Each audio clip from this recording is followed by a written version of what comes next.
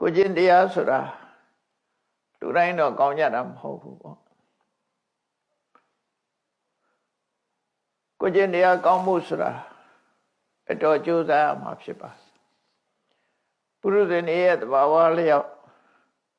ကိုကျင့်တရားနဲ့ပတ်သက်လာလို့ရှိရင်လူရှိသူရှိမှာတော့မကောင်းတာမလုံးဝညတော့လည်းပဲကွယ်ရမှာတော့မကောင်းတာလှုပ်လိလှုပ်ထားရှိကြတယ်ဆိုတာလောကကြီးမှာထင်ရှားနေတယ်မြတ်စွာဘုရားရဲ့ခုံတော်တစ်ခုထဲမှာ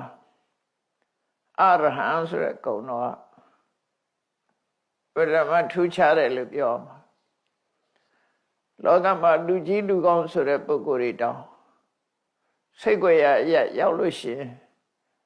သူမသိအောင်မကောင်းတာတွေလုပ်တတ်ကြတယ်ပေါ့မြတ်စွာဘုရားမှာတော့စိတ်ကြွယ်ရမှရောက်တော့လဲမကောင်းမှုအကုသိုလ်ဆိုတာလုပ်တာမရှိဘူးတိတ်ပုံမဟုတ်တာလုပ်တဲ့အလုပ်လုံးဝမရှိလို့အရဟစိတ်ကြွယ်အရ၌တောင်မကောင်းတာမလုပ်ဘူးဆိုတဲ့ခုံပေါ့ဒီကုံကိုကြည့်မယ်ဆိုလို့ရှိရင်အမှန်ပုဂ္ဂိုလ်တွေကစိတ်ကြွယ်ရတွေ့ပြီဆိုရင်မကောင်းတာလုပ်လေလုပ်တာရှိတယ်ဆိုတာထင်ရှားတယ်ပေါ့မြတ်စွာဘုရားဟောတဲ့တရားတွေမှာဆိုရင်နတ္ထိလောကေရဟောနာမလောကမှာစိတ်ကြွယ်ရဆိုတာမရှိပါဘူးတဲ့သို့သောလူတွေကစိတ်ကြွယ်ရလို့ထင်တယ်ဘယ်သူမှမရှိတဲ့နေရာကိုစိတ်ကြွယ်ရလို့ပြောကြတာကိုတယောက်တည်းပဲ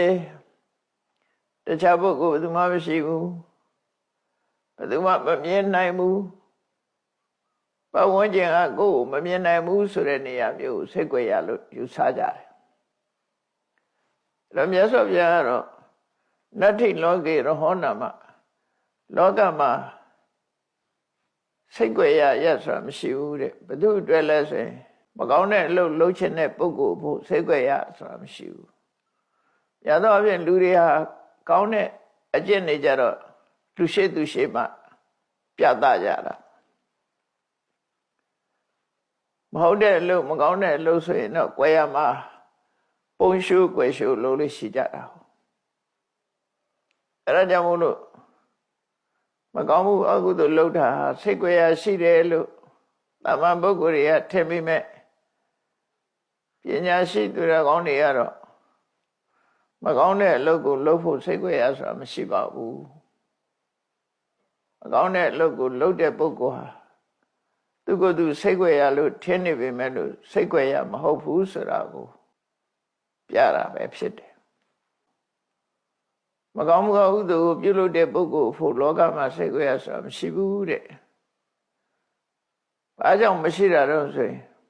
ကိုယ်ကစိတ်ကြွယ်ရလို့ထင်နေပေမဲ့လို့အဲ့ဒီနေရာမှာကိုယ်ကိုကြည့်နေတဲ့မျက်လုံးတွေဆိုတာလူထဲမှာလည်းမဟုတ်ဘူးနတ်တွေရှိတယ်ကိုလို့တော့ကိုမြင်နိုင်တဲ့နတ်တွေရှိတယ်ကိုပတ်ဝန်းကျင်မှာကိုကမမြင်ရပေမဲ့ကိုကိုမြင်နေတဲ့ပုဂ္ဂိုလ်ရှိတယ်ပေါ့ဒါကြောင့်မို့စိတ်ကြွယ်ရဆိုတာမဟုတ်ဘူးနောက်ဆုံးမှာဘယ်သူမှမရှိဘူးဆိုတော့ကိုမဟုတ်တာလောက်တာကိုသိနေတဲ့လူတယောက်ရှိတယ်တဲ့အဲ့ဒါဘယ်သူလဲဆိုကိုယ်တိုင်ပဲသူများမသိဘူးလို့တော့ရှိကောင်းရှိမယ်အဲ့ဒီကိုလောက်တာကိုမသိဘူးဆိုတော့မရှိဘူးစိတ်ကြွယ်ရလို့ထင်မနေနဲ့ကိုလောက်တာကိုတော့သိနေတယ်အဲ့ဒီကိုသိနေခြင်းဟာစိတ်ကြွယ်ရမဟုတ်ခြင်းပဲဖြစ်တယ်လို့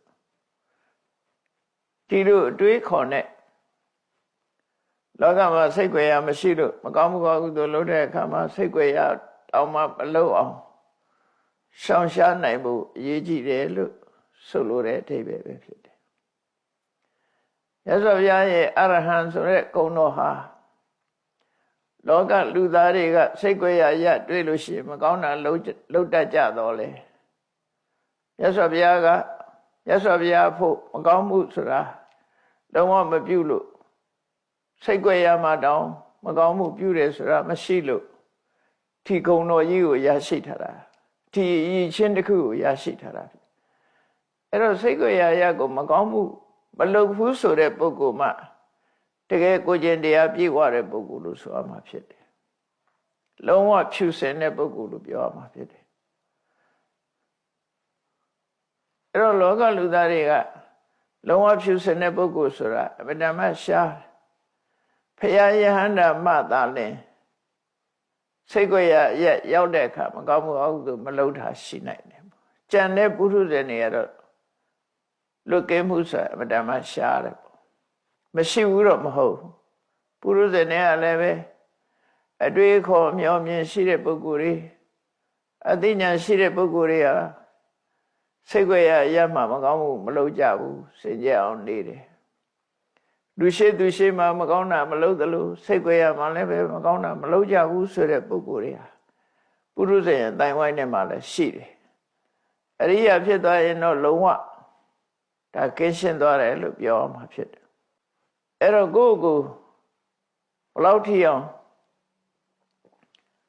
ကိုကျင့်တရားကောင်းတယ်လေဆိုတာစမ်းသပ်ကြည့်ရမှာဖြစ်တယ်ကိုကျင့်တရားဘလောက်ခိုင်ပါတယ်လဲကိုဟာဘလောက်စင်ကြယ်တဲ့ပုဂ္ဂိုလ်ဖြစ်တယ်လဲဆိုတာစိတ်ကြွရရောက်တဲ့အခါမှာလူရှိမှမလုပ်ရတဲ့အလုပ်မျိုးလုံနိုင်သလားလုံမိသလားလုံသလားလူရှိမှမလုပ်ရတဲ့အလုပ်မျိုးကိုကြွရကြတော့လုံသလားလို့ကိုဆန်းစစ်ကြည့်ဖို့လိုတယ်ကိုစိတ်ကိုအကဲခတ်ကြည့်ဖို့လို